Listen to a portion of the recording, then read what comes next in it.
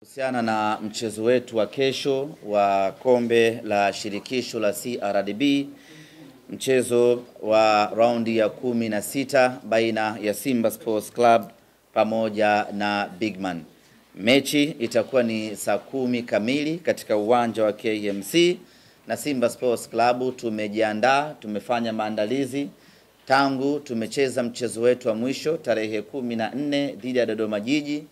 Tukaingia tena mazoezini kuendelea na programu ya mazoezi kujiandaa na mchezo huu, na programu hii ikiwahusisha wachezaji wote ambao hawapo kwenye majukumu ya timu za taifa.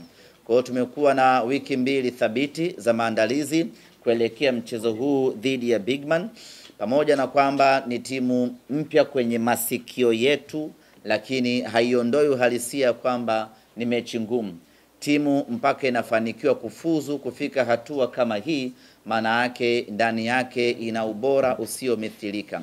Tunafahamu wote ya kwamba ziko timu kubwa ambazo zimeshaondolewa kwenye michuano hii ya kombe la CRDB.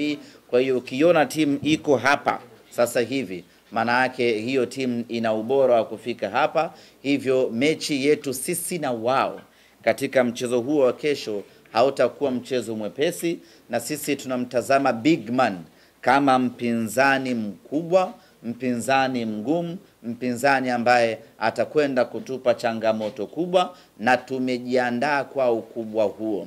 Kuelekea katika mchezo huo tutawakosa wachezaji 6 ambao wapo kwenye timu ya taifa ya Tanzania. Wote tumeona jana wakiwa na kazi kubwa ya kuipigania Tanzania pale Morocco.